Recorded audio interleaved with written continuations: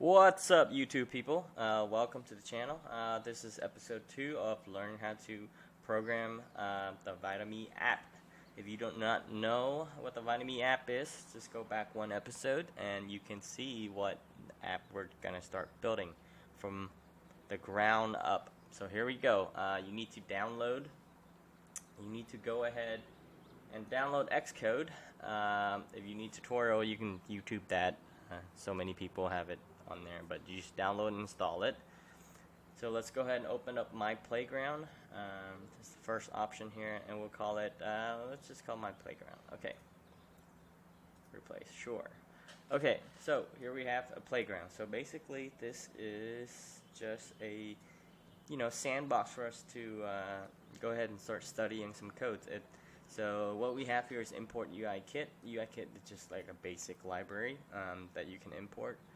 That you need to import. So basically how Swift work is they have these pre-built library that you can call up and you can import if you want to use any component in there. But basically we're just going to do the basic stuff today, so you can just ignore this.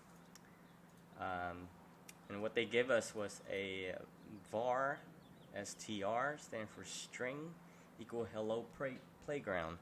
And so this is a basic string.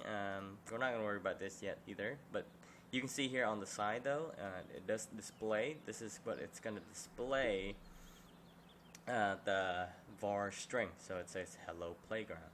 We're going to go ahead and get rid of that and start with the basic. Okay, so basic to programming is basically you got to name things so the computer, so the processor will know what you're trying to do, right? Like in real life, if you wanted to go buy 3 apples, you go to the store and you take 3 apples and you go to the scanner and you scan it in and you pay for it and you leave the store.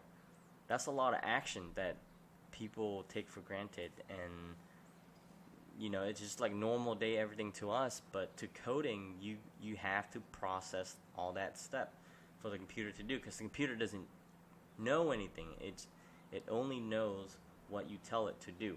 So let's say if you had a problem where you have like 5 numbers and you want to add the 5 numbers together, right? So how are you going to tell the computer what the 5 numbers are and how to add them? So basically the most basic thing in programming in most languages is the variables. So it's called variables, and it's short for var. var is short for variables, and variables is like you can set it to basically you tell the computer what it is. So let's say var my numbers equals 10. So now you're telling the computer, hey, I have a number and it's equals to 10, okay? And now let's say you can say another one. Okay, var my number 2 equals, this is the second one. Go ahead and let's put 1 here. This is the second one. So my number 2 equals, let's say 5, okay? So now you can tell the computer to go ahead and add these 2 numbers. So you can say my number 1 plus my number. Now the nice thing about Swift is, while we're learning in Xcode, is the pop-ups are really nice like this. So you don't have to type in all the names. You can name them whatever you want, and then when you type it in, it's kind of like the spell checker on text messaging. So let's go press down here and choose 2. Okay, and as you can see, the computer did the work for us, and it spit out 15. See that? Now you may say, well, that's so simple, why do you need this? But it's a simple example. But if you have like thousands of numbers or hundreds of thousands of numbers, you can program the computer to do it for you, and you don't have to do it yourself. So basically that's what it is. So the variable is the most basic, and you can in this case, you can have 10, right? And notice how I can use the plus to add the two numbers here. Wait, let me make the number bigger here. How do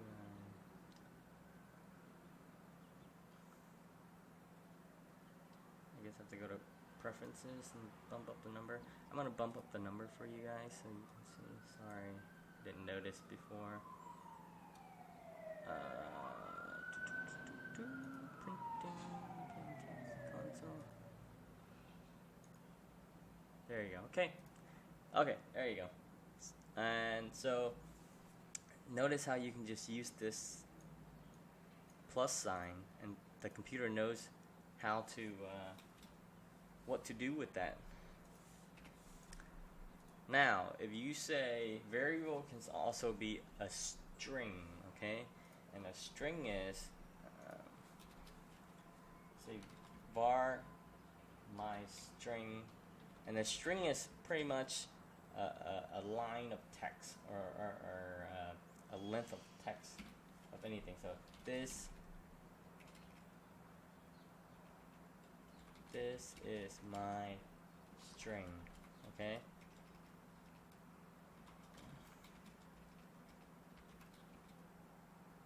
And notice that it is printing out right here. This is my string. Okay, I spelled that wrong. This is my string. Now the difference, I mean, like this, the strings are used for like names and text replacement and text and things like that. But you can also say like this, var my string number equals 10. Okay, now there's a difference between this 10, notice how it has quotation mark on it annotating that it is a string, and this one is an integer, which is a number, and the computer can do calculation on this 10, but they cannot do it on this 10 unless you convert this string into an int. This is an integer, also known as an int. So basically, you can have multiple types of var. Actually, a var can be anything because it's a variable. You're just setting the name to it. It's like, hey, this is a variable. The name of the variable is this, and so I'm gonna call it later. So let's say you have like price of an orange. It's like var apple equals $1.99 each. And this, by the way, this is not an int. This is a number, but this is called a double because it has a decimal here. So it's called double. And so var orange equals let's say 175 each. And let's say I want to, a customer comes in and buys 5 apples and 10 oranges, or 9 oranges, okay?